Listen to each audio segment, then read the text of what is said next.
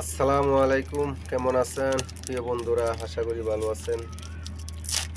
আসলে কি খাইবেন প্রবাসী জীবনে? খাওয়ার সব কিছু আছে, কিন্তু প্রচণ্ড দাম, বুঝছেন? অতিরিক্ত দাম। বাংলাদেশ থেকে কয়েক গুণ বেশি দাম। বিশ্বাস হয় না? মালয়েশিয়াতে একমাত্র তেলের দামটা একটু নিয়ন্ত্রণ আছে। আর বর্তমান বাংলাদেশের তুলনায় একটু চিনির দামটা একটু কম আছে।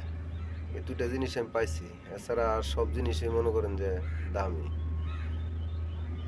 যেগুলো এদেশের জাতীয় ফল বা এদেশে উৎপাদন হয় সেসব ফলের একটু দাম কম। তাছাড়া আমদানি যেগুলো করে সবই দাম বেশি। যাই হোক, আজকে আমি একটা দেখাম আপনাদের। এই যে একটা কেক, এটা আমাদের দেশে 5 টাকা, হয়তো বর্তমান 10 টাকা হয়েছে, এর বেশি না। 10 টাকা হইলেও আর একটু বড় দরকার, কিন্তু খাইতে আবার সুস্বাদু। যাই হোক, এই কেকটা মনে করেন যে দেখেন আমি বাইর করে খাইতেছি, দেখেন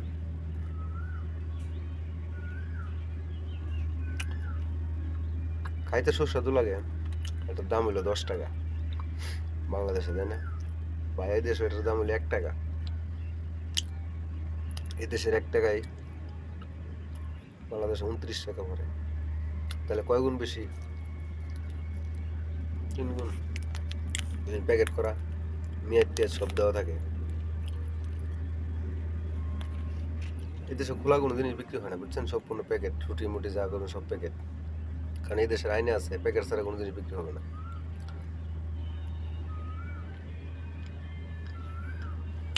খাইতে সুস্বাদু, কিন্তু আমাদের দেশের সুস্বাদু। এটার ভিতরে অংশটা আমি দেখাই আপনাকে ক্যামেরার সামনে। এই যে তিল দেখা যায় সাদা সাদা, তারপরে ওই জিনিসটা গুড়ের মতন দেখা যায়। এটা আপনার বানাইছে হয়তো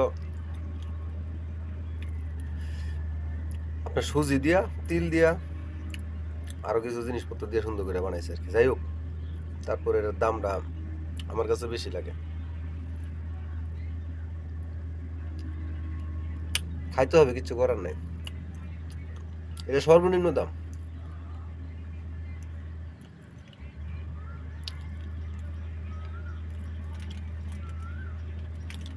আসলে এই ভিডিওটা করার উদ্দেশ্য হলো, আমাদের দেশে ইনকাম কম, জিনিসপত্র ইনকামের অনুযায়ী দামটা একটু বেশি মনে হয়। ধরেন আমি যদি এই জায়গায় 2,000 টাকা কামে করি, তো বাংলাদেশে করে 500। 3 গুণ 4 গুণ কম, 3 গুণ কম, 4 গুণের মাথায় তার 500 টাকা হাজিরা। 3 গুণ বেশি করি আমরা। এটাই তফাৎ। এই দেশও জিনিসপত্র দামও বেশি, ইনকামও বেশি। বাংলাদেশের জিনিসপত্রের দাম এই দেশের তুলনায় কম, ইনকামও কম। তো যাই হোক, ভিডিওটা ভালো লাগলে শেয়ার করবেন। আর এর থেকে দামি জিনিস আমরা খাওয়ান লাগে, অনেকগুলো জিনিস আছে 5 টাকা। 5 টাকা পরে এই দেশে 140-45 টাকা হয়ে যাবে, কিন্তু একবার গেলি শেষ।